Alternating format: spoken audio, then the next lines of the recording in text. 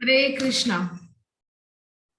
स्वागत है आप सभी का कृष्ण पुस्तक के आज के 10वें दिन के सत्र में। तो पिछले 9 दिनों में हम भगवान की कई लीलाओं का वर्णन कर चुके हैं और मुख्यतः कल हम लोगों ने चर्चा की कि किस प्रकार से भगवान ने बहुत सुंदर लीलाएं कर करके अपनी माताओं को सुख दे रहे हैं। ब्रजवासियों को, नंद बाबा को, ग्वाल बालों को, गैयाओं को, सबको अपने सानिध्य का सुख प्रदान कर रहे हैं। तो आगे श्री सुखदेव जी महाराज कह रहे हैं कि कृष्ण तथा बलराम दोनों ही इतने चंचल थे कि यशोदा तथा रोहिणी अपने अपने गृह कार्यों में व्यस्त रहते हुए उन्हें गायों, बैलों, बंदरों, जल, अग्नि तथा पक्षियों से बचाने का प्रयत्न करती रहती। एक बार क्या होता है कि एक बड़ा सा बैल बैठा हुआ रहता है गौशाला में। दो बैल बैठे रहते हैं, बैलगाड़ी में जोतने वाले जो दो बैल होते हैं वो बैठे रहते हैं, बड़े बड़े बैल। तो जा करके दोनों बालक क्या करते हैं, दोनों बालक सींग से उन बैलों को पकड़ लेते हैं, दोनों, कृष्ण और बलराम दोनों। अब होता क्या है, वो बैल उठ खड़ा होता है और जैसे ही उठ के खड़ा होता है तो दोनों भैया उसके सींगों में लटक जाते हैं। तो ऐसी सुंदर सुंदर अद्भुत लीलाएं कर करके ब्रजवासियों को आनंद देते हैं। देख करके गोपियां, सखियां बहुत प्रसन्न होती हैं कि देखो कितना मूर्ख बनता है ये बालक। असल में मूर्ख बन के सबको सुख दे रहे हैं। वो सर्वज्ञ है, सब कुछ जानने वाले परमात्मा है, किंतु फिर भी मूर्ख बालक की तरह बनने की चेष्टा कर रहे हैं। सींग पकड़ लिए जा करके, सींग में लटक गए तो इस प्रकार से कभी कभी जाते कुएं के पास में खड़े हो जाते और जाकर के प्रतिबिंब को देखते और ऐसा दिखाने की चेष्टा करते बिल्कुल सुंदर बाल लीलाएं कर रहे हैं। तो कुएं के अंदर जो प्रतिबिंब दिख रहा है उसको देख करके बोल रहे हैं, अरे मैया देख देख देख देख, इसके अंदर भी तेरे कन्हैया जैसा एक छोटा सा लाला है। जैसे ही यशोदा मैया आ गई तो यशोदा मैया को देख भी अंदर दिखने लगी। बोले देख, वहां ने भी अपनी मैया बुला ली। मतलब वो जो प्रतिबिंब है उसने भी अपनी मैया को बुला लिया। इस प्रकार से सुंदर सुंदर लीलाएं करते, कुएं के अंदर देख देख के चिल्लाते, अपने ही प्रतिबिंब को देख देख के जोर जोर से चिल्लाते। तो आवाज रिटर्न होके आती है, इको होती है, आवाज गूंजती है। उस आवाज को सुन के प्रसन्न होते हैं। बहुत छोटे हैं, 1-1.5 वर्ष के। इस प्रकार से कभी कभी बाबा की तलवार जो लगी रहती म्यान में उसको निकाल लेते। अद्भुत अद्भुत लीलाएं कर रहे हैं छोटे से कन्हैया। तो अपने बालकों की सुरक्षा के लिए सदैव उत्सुक रहने तथा गृह कार्यों में व्यस्त रहने के कारण वे शांतिपूर्वक रह भी नहीं पाती थी। मतलब दोनों माताएं सब समय इसी बात में रहती थी, चिंता में कि कहीं किसी अग्नि में न चले जाए, कहीं जल में न जा गिरे। तो कभी कभी क्या करते थे दोनों बालक, इतने उद्दंड, दूर से दौड़ते हुए आते और कुएं के अंदर गिर जाते जाकर के। सखियां, गोपियां देख देख के हंसती रहती, बोले देखो कितने मूर्ख बालक हैं, जाकर के कुएं में गिर गए। और अब उनको निकालने के लिए लोग रस्सी गिराते, लो ये रस्सी पकड़ो और इसको पकड़ के ऊपर आ जाओ। अंदर जाके भय के कारण रो रहे हैं, किसने बोला था अंदर गिरने के लिए। लेकिन ऐसी लीलाएं करके ब्रजवासियों को सुख प्रदान कर रहे हैं, उनका अट्रैक्शन, उनका आकर्षण प्रदान प्राप्त कर रहे हैं, उन आकर्षण का केंद्र बन रहे हैं उनके। और उन सबको, उन सबका मन अपनी ओर आकर्षित कर रहे हैं ऐसी लीलाएं करके। जब रस्सी फेंकते हैं तो ऊपर नहीं आते, रोने लगते हैं खड़े खड़े।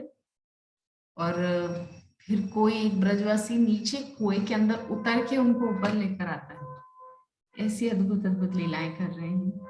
अल्पकाल में कृष्ण तथा बलराम दोनों ही उठकर खड़े होने लगे और अपने पैरों से कुछ कुछ चलने लगे।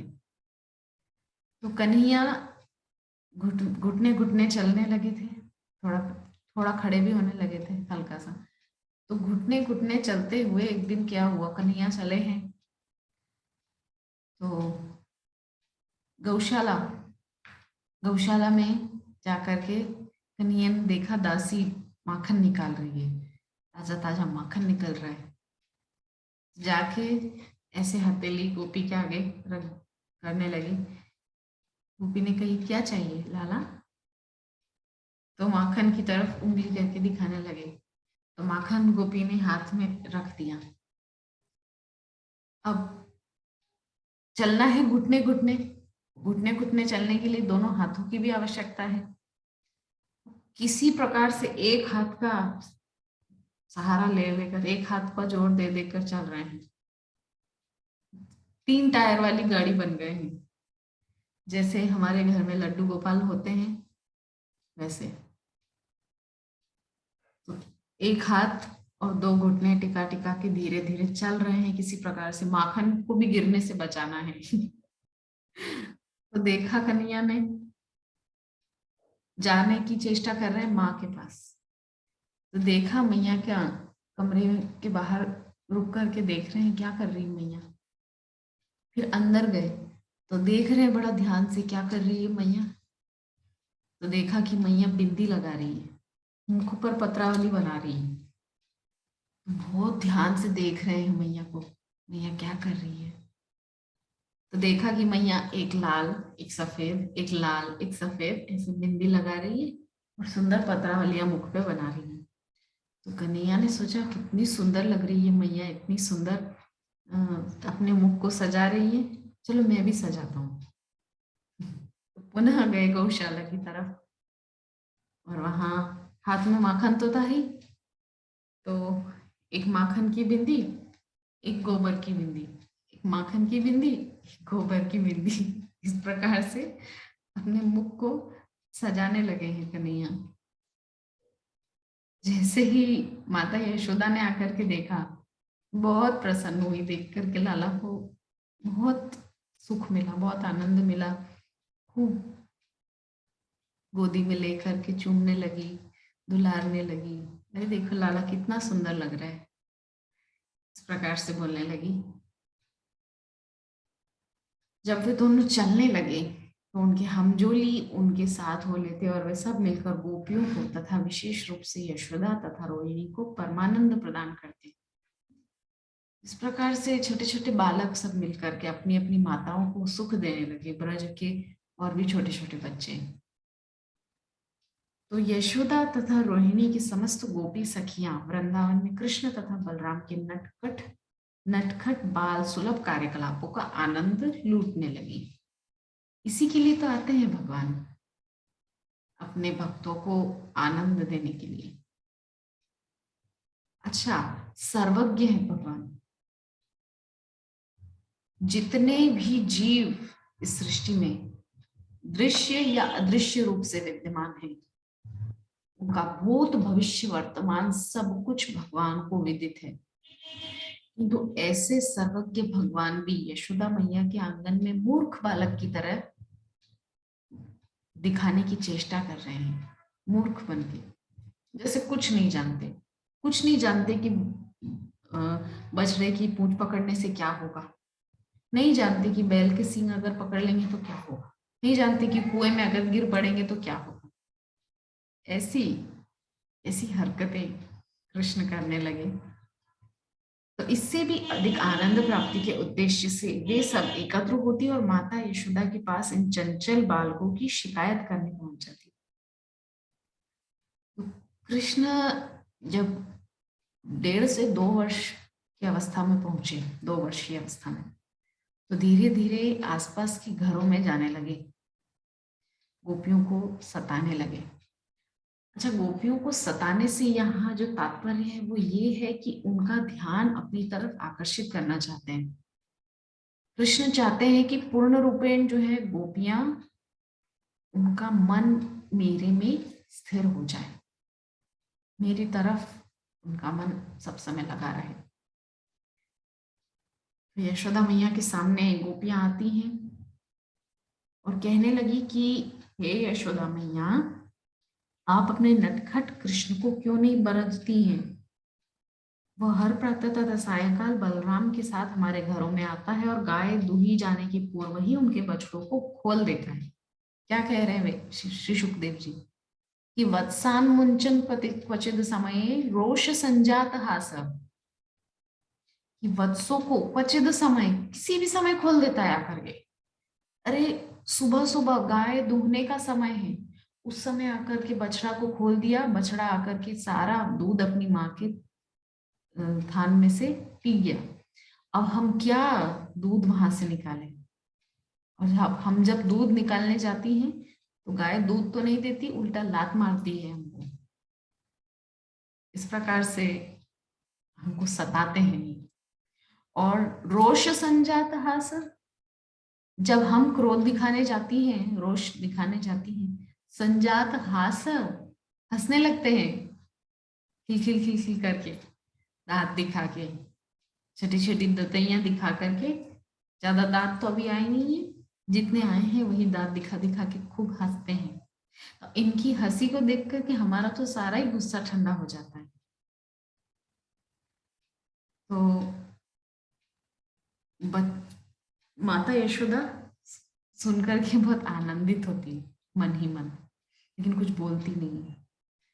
तो बोलती है कि ये तो अच्छा ही काम करता है ना, बछड़ों को खोल देता है तो तुम्हारी तो सहायता करता है। बोले क्वचित समय, किसी भी समय खोल देता है, गाय दूही जाने के समय खोल देता है। तो इस प्रकार से माताएं शिकायत करती है यशोदा मैया के सामने। तो इस प्रकार से यदि हम इस कृत्य के लिए कृष्ण तथा बलराम को धमकाती हैं तो वे ऐसी मनोहारी हंसी हंसते हैं कि हम कुछ कर ही नहीं पाते। क्या कह रहे हैं गोपियां, क्या कह रही हैं कि हंसी उनकी ऐसी है ना कि उसमें हम सब भूल जाते हैं, हमारा गुस्सा उस्सा पता नहीं कहाँ चला जाता है। तो यही नहीं, आपके कृष्ण बलराम को हमारा दही तथा माखन चुराने में बड़ा आनंद। स्तेयम स्वादुवत्यथ ददीपय, स्तेयम मतलब चोरी करने में इसको आनंद आता है, पता नहीं क्या। स्तेयम स्वादुवत्ती, इसको चोरी करके खाने में ज्यादा आनंद आता है। नंदरानी कहती है कि हमारे घर में कोई माखन की कमी है जो तुम्हारे घर चोरी करने जाएगा? बोले सच कह रही है यशोदा मैया, तुम्हारा लाला हमारे घर आता है चोरी करने के लिए।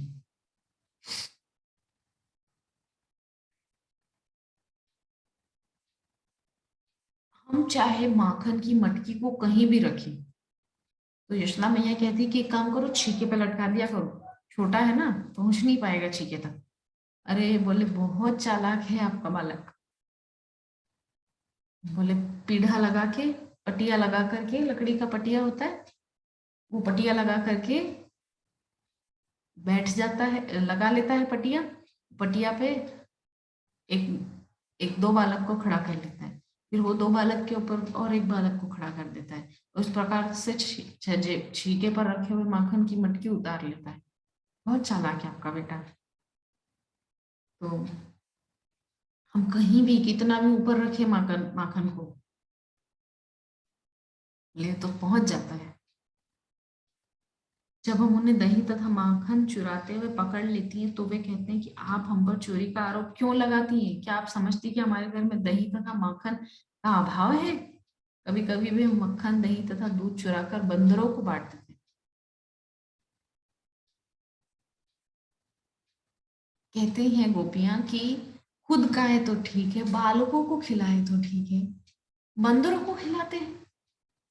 अरे बंदरों को खिलाए वहां तक भी ठीक है, हमारी मटकी क्यों फोड़ देते हैं? मटकी को तो छोड़ दे कम से कम। और मटकियों को छोड़ तोड़ तोड़ के भाग जाते हैं। जब बंदर भी खा लेते हैं तो वे चिढ़ाते हैं कि यह दूध तथा मक्खन रद्दी है।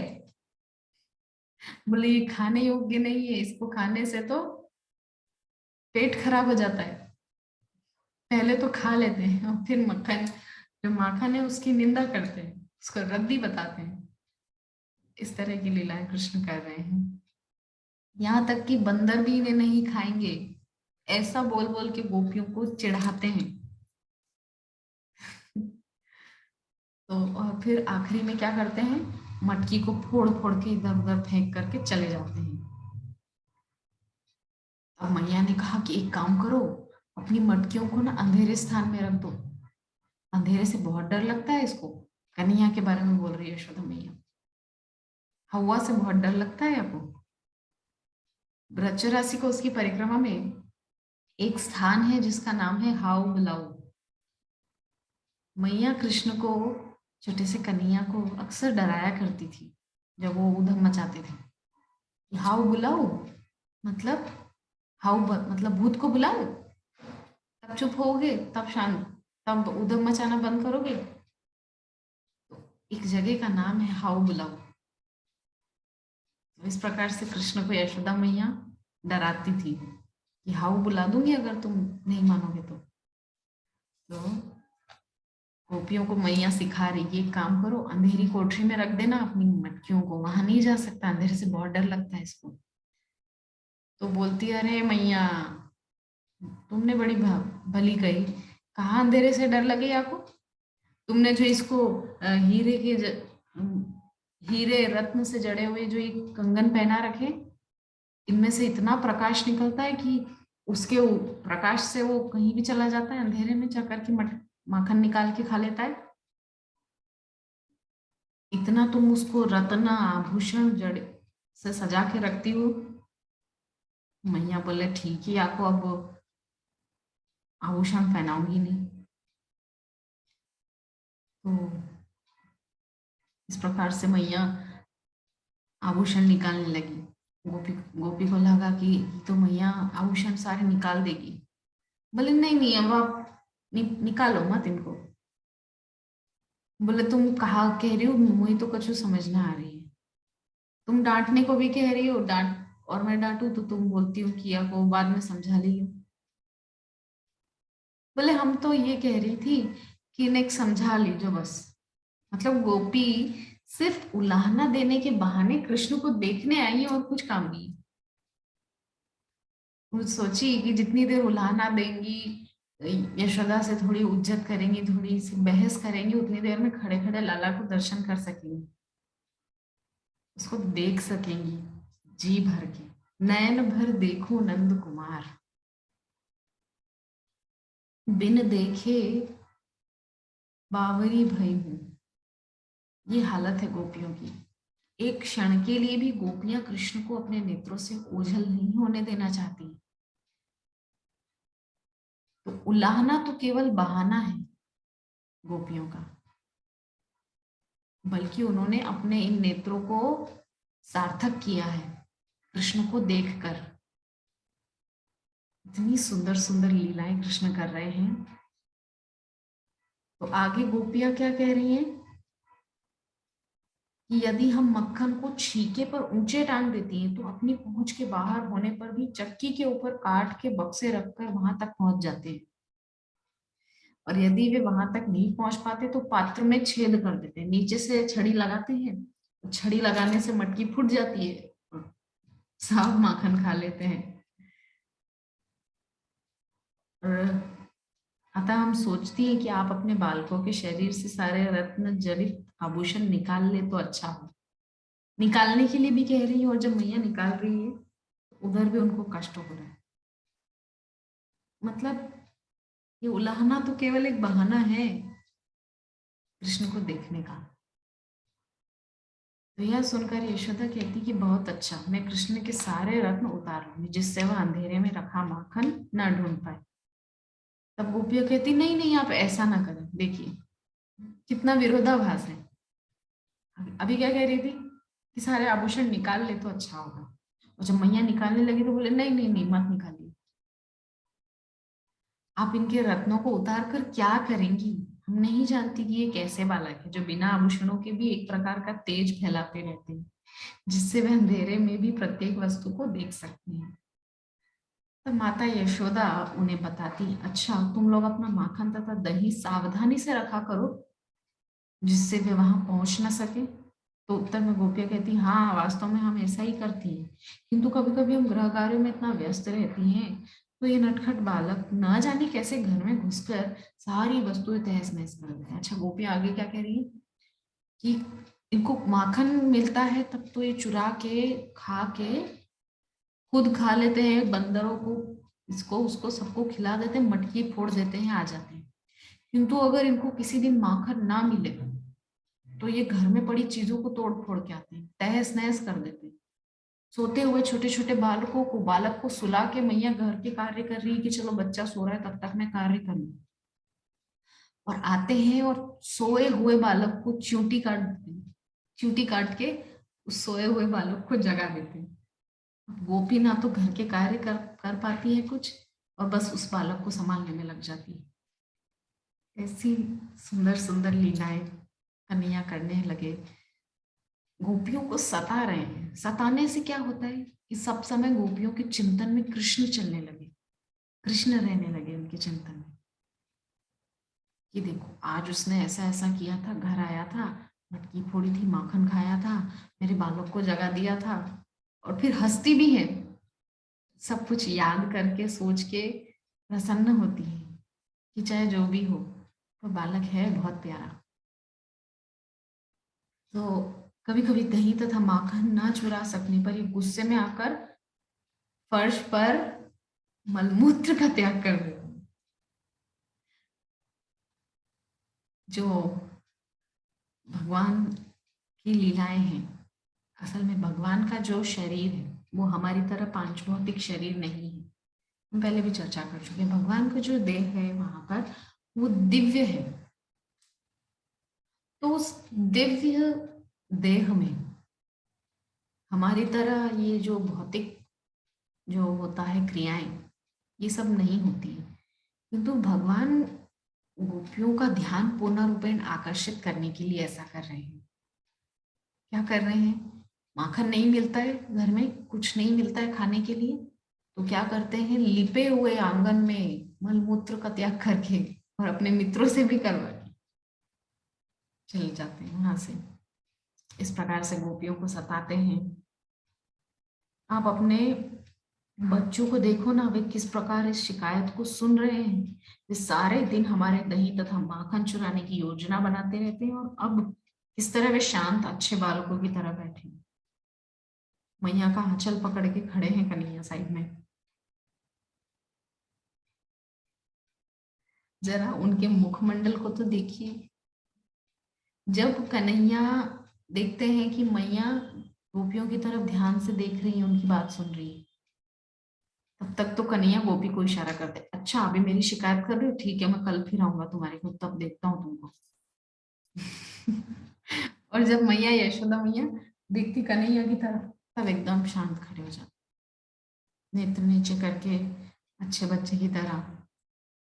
और जब देखते कि मैया गोपी की तरफ देख रही, तब पुनः गोपी को, बताऊंगा तो को कल आऊंगा तेरे घर, तब तो को बताऊंगा, मुझे शिकायत करने आइएगा मैया के पास है, देखूंगा तो को। इस प्रकार से कन्हैया गोपियों को अपनी लीलाओं से मंत्र मुग्ध करते हैं, उनका ध्यान आकर्षित करते हैं। जब माता यशोदा ने सारे उलाहने सुनकर अपने बच्चे को डांटना चाहा तो उसके भोले भाले मुखमंडल को देखकर हंस पड़ी और डांट नहीं पाई। इतना मासूम सा चेहरा बना लिया कृष्ण ने कि यशोदा मैया कुछ बोल ही नहीं पाई, इनफैक्ट हंस दी। कन्हैया का मुख देखकर माँ को हंसी आ गई। किसी और दिन जब कृष्ण तथा बलराम अपने मित्रों के साथ खेल रहे थे, तो सारे बालकों ने बलराम के साथ मिलकर यशोदा से कहा कि कृष्ण ने मिट्टी खाई है। सभी मित्रों ने आकर के माता को ये शिकायत की कि कृष्ण माटी खा रहे हैं। और ये जो घटना है ये है ब्रह्मांड घाट की। ब्रह्मांड घाट की जो मिट्टी है आज भी भक्त लोग अपने अपने घरों में रखते हैं और उसको आस्वादन करते हैं, क्योंकि उस मिट्टी को भगवान ने खाया है, वो ब्रज की रज है, वो कोई साधारण मिट्टी नहीं है। तो इस प्रकार से कृष्ण मिट्टी खाए तो यशोदा मैया ने कही, इसको क्या खाने की कमी है दारिके को जो मिट्टी खा रहा है? अभी जाकर देखती हूँ। तो मैया जाती है और जाकर के कान पकड़ लिया कृष्ण का और बोलती हैं कि तुमने मिट्टी क्यों खाई? देखो ना, बलराम सहित तुम्हारे सारे मित्र तुम्हारी शिकायत कर रहे हैं।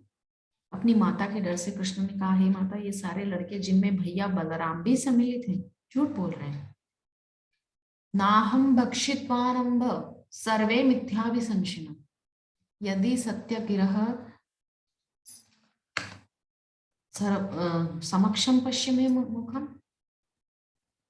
क्या कह रहे हैं कि ना हम भक्षित्वानंब, हे मैया मैंने तो माटी नहीं खाई, सर्वे मिथ्या विसंशिना, सब झूठ बोल रहे हैं। यदि सत्य गिरहस्तर ही समक्षम पश्चिमे मुखम, और यदि आपको मेरी बात पर यकीन नहीं है, देखो सब सामने खड़े हैं, सबके सामने मेरे मुख में देख लो। बड़े सीधे बन रहे हैं, इस प्रकार से मैया से बोल रहे हैं कि देख लो मेरे मुख में। और मैया कान पकड़ने लगी जोर से। अच्छा, मुख में मिट्टी है, उसको तुरंत तुरंत चबा के अंदर उतारने की चेष्टा कर रहे हैं। मैंने मिट्टी कभी नहीं खाई। आज भैया बलराम मेरे साथ खेलते खेलते मुझसे रुष्ट हो गए, अतः वे मेरी शिकायत करने के उद्देश्य से अन्य बालकों से मिल गए हैं। हाँ, ये सब जो है ये झूठ बोल रहे हैं, एकमात्र मैं ही सत्य बोल रहा हूँ। ये सत्यवादी हरिश्चंद्र है, इसीलिए ये सत्य बोल रहे हैं। ये सभी एकजुट होकर आपसे मेरी शिकायत करने आए, जिससे आप क्रुद्ध हो और मुझे प्रताड़ित करें। यदि आप सोचती है कि वे सच बोल रहे हैं तो आप मेरे मुंह के भीतर देख सकती हो।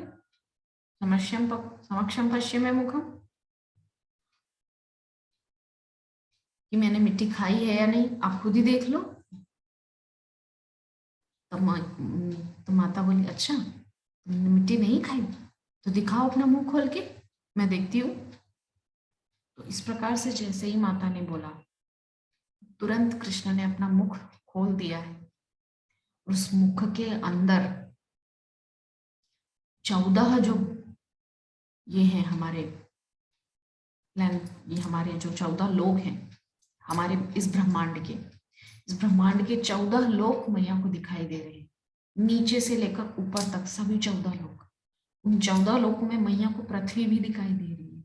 उस पृथ्वी के भीतर मैया देख रही है भारत देश भी है। उस भारत देश में उत्तर प्रदेश, उस उत्तर प्रदेश में गोकुल, गोकुल के अंदर मैया स्वयं ब्रह्मांड घाट के किनारे खड़ी होकर अपना बालक का मुख देखते हुए स्वयं को भी माँ उसमें देख पा रही है। इस प्रकार से अनंत कोटि ब्रह्मांड उनके मुख में लुढ़क रहे हैं इधर से उधर।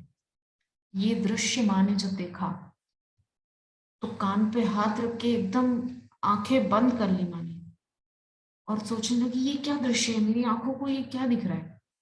एकदम स्तब्ध हो गई माँ ये दृश्य देख करके। पूरी सृष्टि, जितने अनंत कोटि ब्रह्मांड है वो सब मैया को कृष्ण के मुख में दिखाई दे रहे थे। उन्होंने मुख के भीतर सारे जीवों, नित्य काल, भौतिक प्रकृति, आध्यात्मिक प्रकृति, गति, चेतना तथा समग्र सृष्टि के विभिन्न रूपों को देखा। इतना कुछ मैया कृष्ण के मुख के अंदर देख रही थी। यशोदा ने उनके मुख में दृश्य जगत के लिए अनिवार्य सारी वस्तुएं देखी।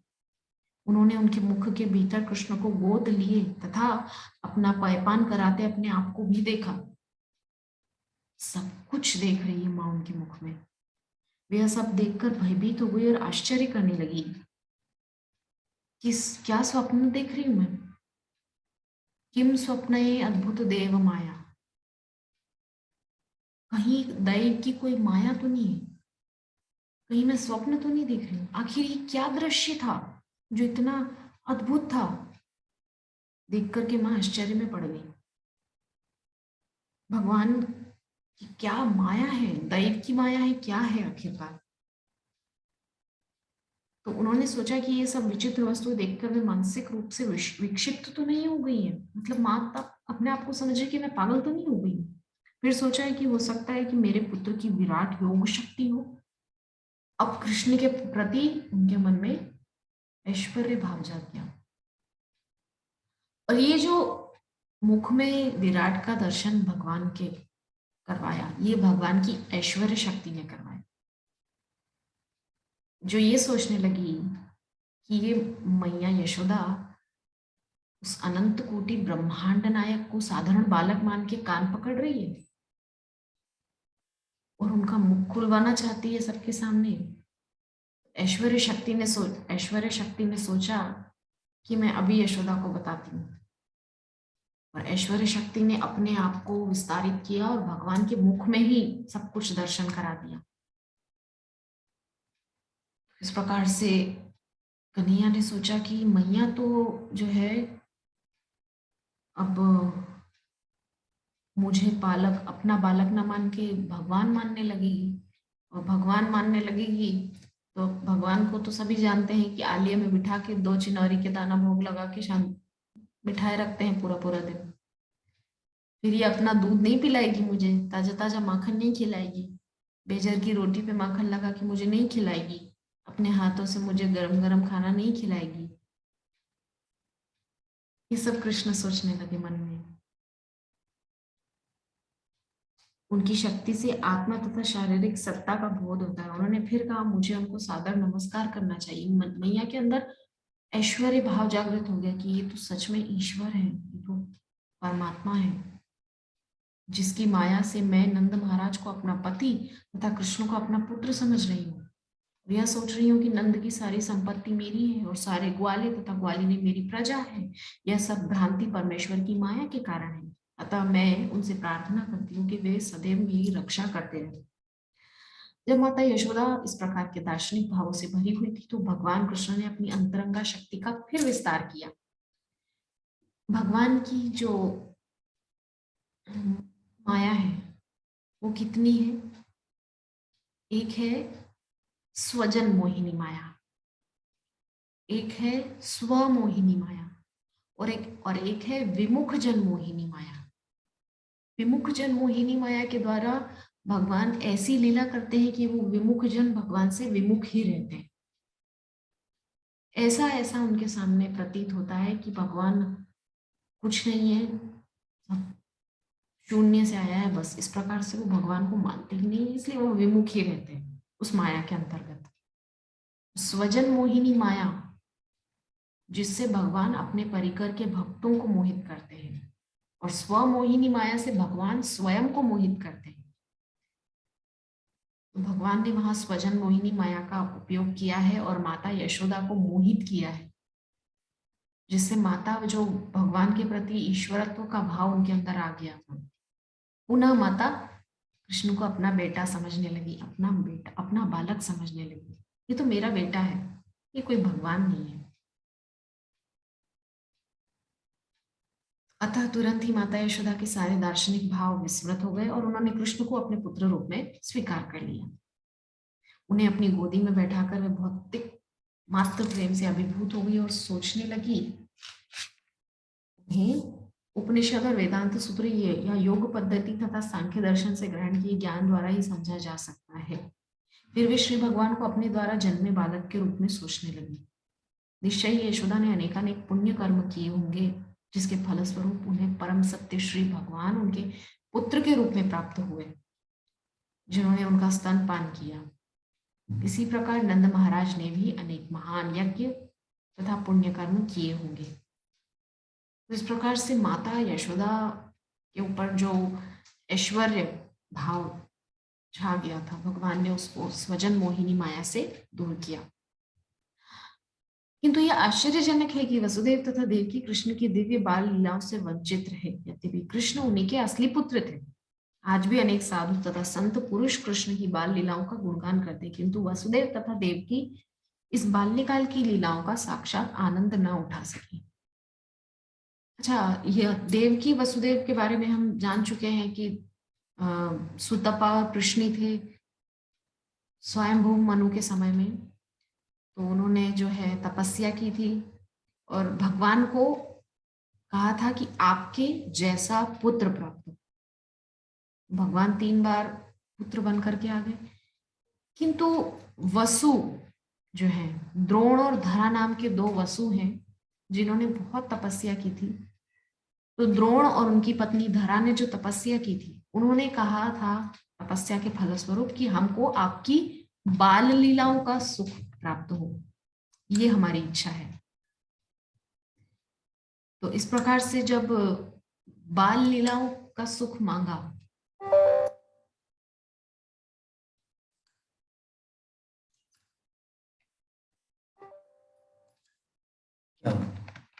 तो बाल लीलाओं का सुख मांगने पर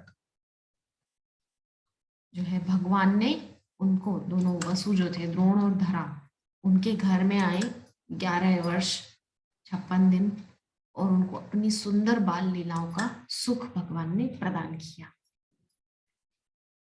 तो जब ब्रह्मा ने द्रोण नामक सर्वश्रेष्ठ वसु को अपनी पत्नी धरा के साथ संतान वृद्धि करने का आदेश दिया, तो उन्होंने ब्रह्मा जी से कहा कि वही भगवान के बाल्यपन का जो है हम सुख उठाना चाहते हैं। तो इस प्रकार से ब्रह्मा जी के वरदान से यशोदा जो वसु थे द्रोण और धरा, तो द्रोण हुए नंद बाबा और धरा हुई यशोदा मैया, और उनको भगवान ने अपनी बाल लीलाओं का सुख प्रदान किया।